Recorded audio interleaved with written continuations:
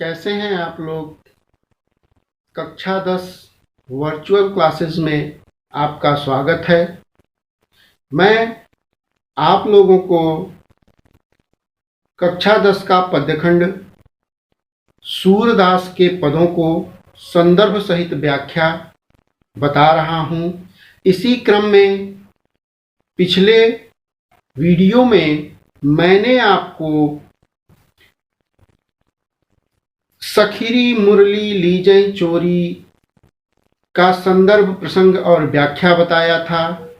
अब उसी क्रम में एक महत्वपूर्ण पद और आता है आगे, जिसमें है ऊधव जाहु तुमहि हम जाने, श्याम तुम्हि हूँ नहीं पठायो, तुम्हो बीच भुलाने, ब्रज नारिन सौ जोग कहत हूँ, बात कहत न लजाने, बड़े लोग न विवेक तुम्हारे, ऐसे भये अयाने, हम सौ कहिले हम सही कै, जियगुनि लेहु सयाने, कह अबला कह दशा दिगंबर, मस्त करो पहचाने, साच कहो तुम कोय अपनी सौ, बूझति बात निदाने, सूर श्याम हूँ तुम ही पठायो, नैकऊँ तब नैकऊँ मुस्काने।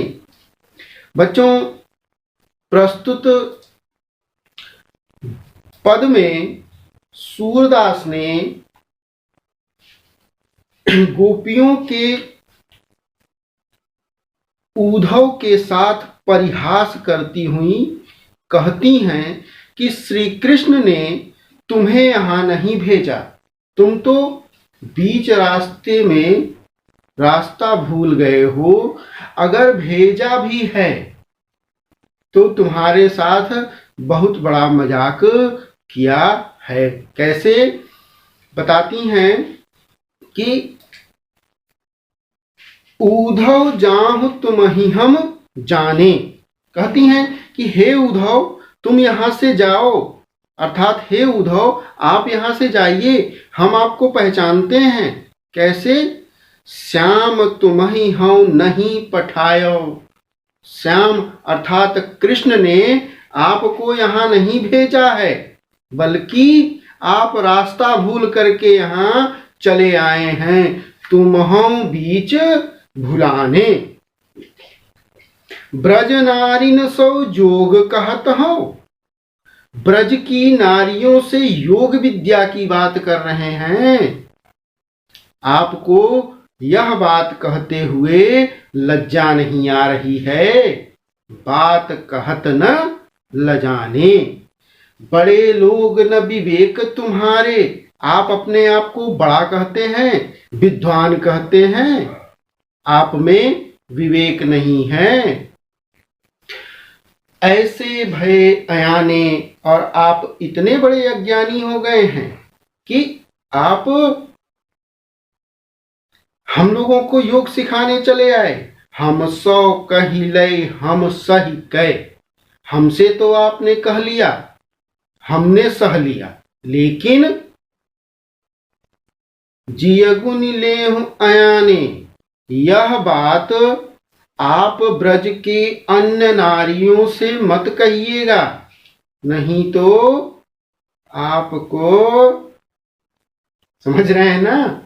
कह अबला कह दशा दिगंबर, कहाँ हम ब्रज की नारियां अबला हैं और कहाँ योग विद्या की गूढ़ बातें मस्त करो पहचाने, वो उन्हें भला क्या जानेंगी, कैसे जानेंगी। साच कहो तुमको अपनी सौ, बूझती बात निदाने, सच सच बताइए, आपको आपकी कसम है, सच कहिए, आपको आपकी कसम है। आपसे एक बात पूछते हैं, क्या? सूर श्याम जब तुम ही पठायो, तब न कहूँ मुस्काने।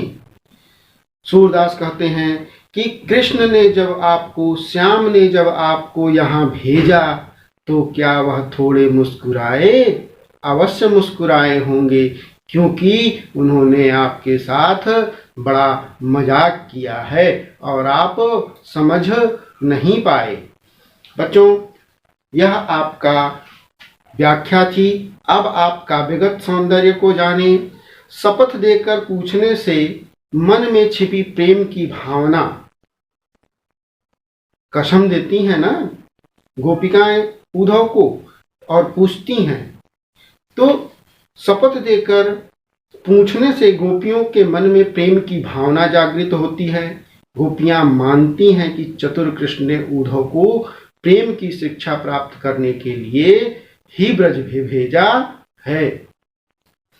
यहाँ की भाषा ब्रज है, शैली मुक्तक है, श्रृंगार वियोग है और गुण माधुर्य है तथा अनुप्रास अलंकार का इसमें समावेश किया गया है।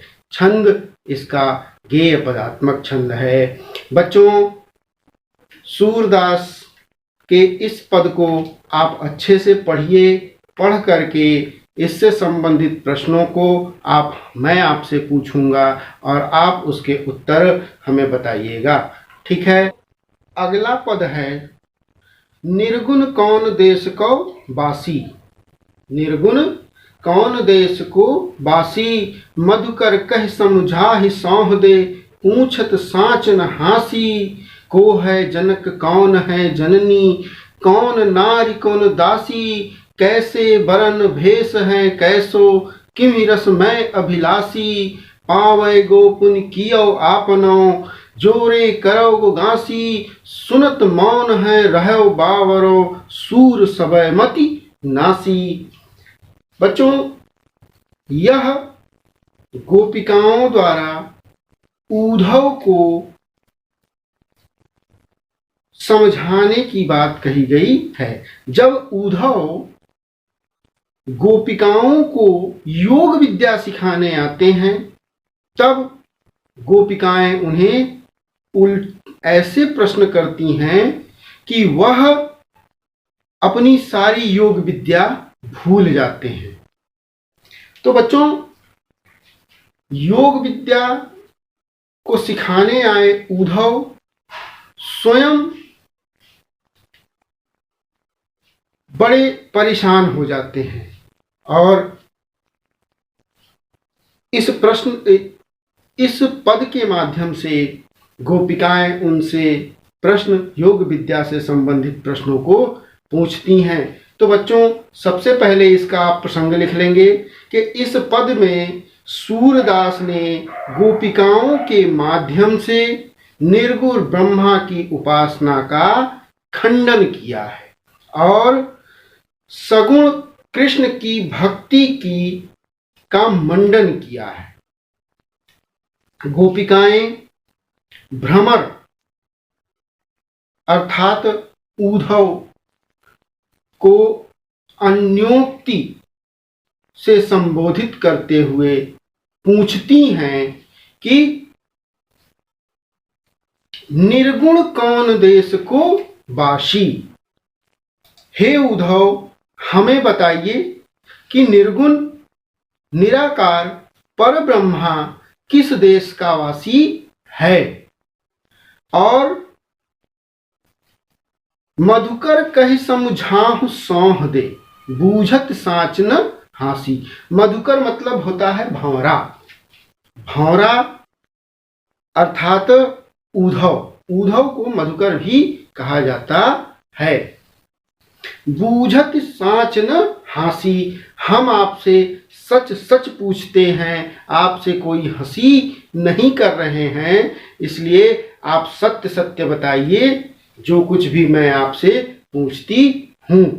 क्या पूछती हैं कि को है जनक कौन है जननी, कौन नारी कौन दासी। उस निर्गुण निराकार ब्रह्मा के जनक अर्थात पिता कौन है, कौन है जननी और उनकी माता कौन है, कौन नारी कौन दासी, उनकी पत्नी कौन है और उनकी दासियां कौन कौन सी हैं, कैसे वरण भेष हैं कैसो, और उनका वर्ण कैसा है। वर्ण मतलब वर्ण कैसा है, काला है, गोरे हैं? भेष कैसा है, रूप आकार कैसा है? किमी रस में अभिलाषी, वो किस रस से प्रसन्न होते हैं? बच्चों, आपको पता होगा कि रस 9 प्रकार के होते हैं।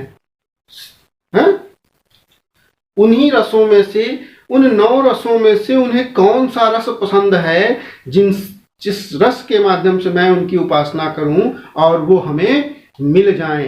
पावै गोपुन कियो आपनो, जोरे करो गो गांसी। गांसी मतलब होता है गांठ या छल कपट। तो पावै गोपुन कियो आपनो, जो आप करेंगे वो उसका परिणाम आपको पूरी तरीके से मिलेगा। जो आप छल कपट करेंगे तो उसका परिणाम आपको स्वयं मिलेगा। सुनत मान है रहो बावरों, सूर सबय मतिनासी। सूरदास कहते हैं कि यह सुनकर उद्धव के सारी योग विद्या हवा में उड़ जाती है और उनकी मति अर्थात उनकी बुद्धि भ्रष्ट हो जाती है। तो बच्चों, यहाँ पर हमने देखा कि ज्ञानियों का विवेक भी अज्ञानियों के तर्क के सामने छोटा पड़ जाता है। ज्ञानी उद्धव क्या थे? महाज्ञानी थे। और गोपिकाएं जो कि कम ज्ञानी थीं, लेकिन उन्होंने जो तर्क रखा उस तर्क पर उद्धव के सारा ज्ञान धरा का धरा रह जाता है। सूरदास ने निर्गुण ब्रह्मा के प्रति अज्ञानता से भरी गोपिकाओं के अद्भुत तर्क से हुई युद्धों की विचित्र मनोदशा का मनोवैज्ञानिक विश्लेषण किया है। फिर इसमें भाषा ब्रज है, मुक्तक शैली का प्रयोग किया गया है, विप्रलंब वियोग श्रृंगार का प्रयोग किया गया है, इसमें माधुर्य गुण का प्रयोग किया गया है, अनुप्रास, मानवीयकरण और अन्योक्ति अलंकार का भी प्रयोग किया गया है। छंद गेय पदात्मक छंद है। और बच्चों, मैंने आपको सूरदास के पहले पद में इसका संदर्भ बताया था। इस पूरे पाठ में संदर्भ समान रहेगा, इसलिए मैंने इसमें संदर्भ नहीं बताया। ठीक है, अब आप इनको अच्छे से पढ़िए। पढ़ करके इससे संबंधित समस्याओं को आप हमसे पूछ सकते हैं और मैं आपसे इससे संबंधित प्रश्नों को पूछूंगा। उन प्रश्नों का उत्तर आप हमें बताएंगे। आपको जहां समस्या होती है आप हमें हमारे वर्चुअल क्लास में बेधड़क पूछ सकते हैं। तब तक के लिए धन्यवाद।